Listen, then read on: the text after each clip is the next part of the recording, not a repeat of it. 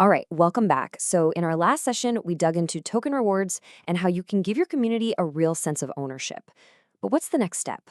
I mean, what if that ownership came with a real voice, a real vote in where your project is headed? Well, that's where DAOs come in. And let me tell you, for us marketers, this is a whole new playbook. No, really, just stop and think about that for a second.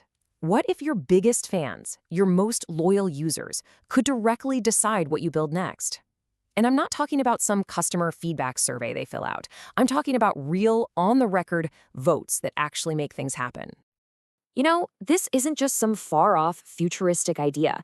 It's happening right now. It's the engine that powers so many of the most exciting projects in Web3. This is the world of decentralized autonomous organizations. It's a mouthful, I know, so we just call them DAOs. Let's break down what they're all about.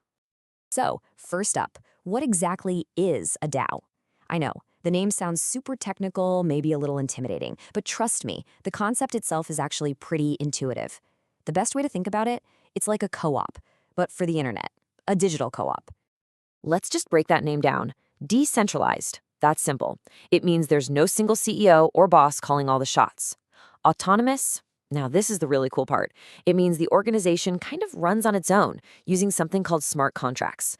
Think of them as a digital rulebook that automatically executes decisions once the community votes. And organization, well, that's just a group of people with a shared goal. And the kicker? Everything is recorded on the blockchain, so it's all completely transparent. So, yeah, instead of that classic top down pyramid structure, you get a community driven model. If you're a member, if you hold the organization's token, you get a vote. And you vote on pretty much everything: the mission, how the treasury gets spent, you name it. The community is literally in the driver's seat. And this idea didn't just pop up overnight. It's been evolving. It all started with this wild experiment back in 2016 called simply the DAO. Now, it hit some pretty big bumps in the road, but it proved the concept was possible.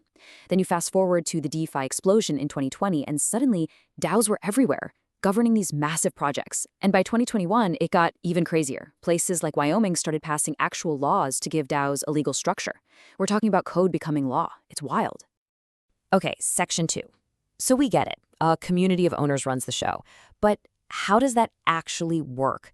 I mean, how do you get thousands of people all over the world to agree on anything without it just turning into total chaos? Well, it all comes down to the governance process. In a perfect world, the whole thing is actually pretty elegant.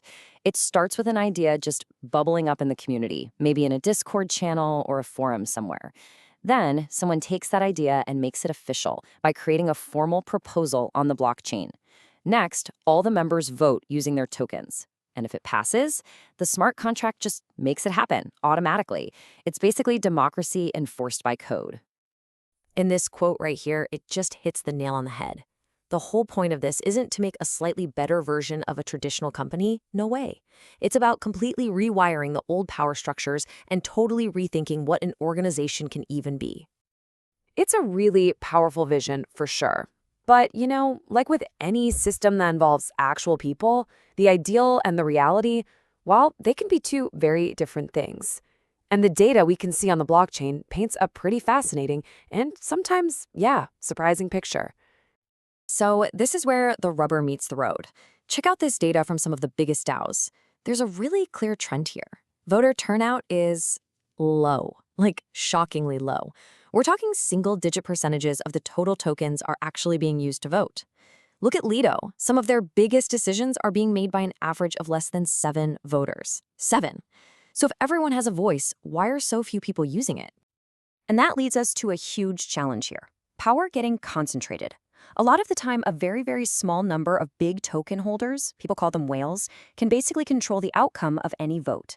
Sometimes, for a major decision, all it takes is as few as 3 of these whales to swing the entire thing. It really goes to show that even in these new decentralized systems, achieving real democracy is a constant struggle. All right, our final section. Let's talk about the new marketing playbook and why DAOs change absolutely everything for us. So we've seen the dream of DAOs, but we've also seen the messy reality: low engagement, concentrated power. And you might look at that and think, well, that sounds like a failure. But for a marketer, oh no, that's an opportunity. Because getting people engaged, solving that voter apathy, that is the new marketing. This right here, this is probably the most important slide in this whole explainer.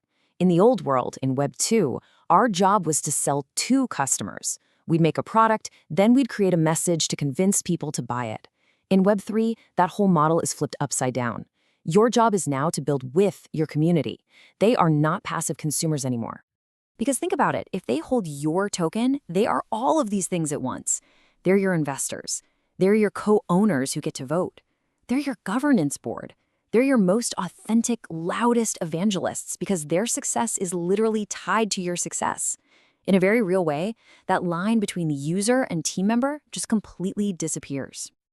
So what that means is your main goal, your primary KPI, it's not just about customer acquisition costs anymore.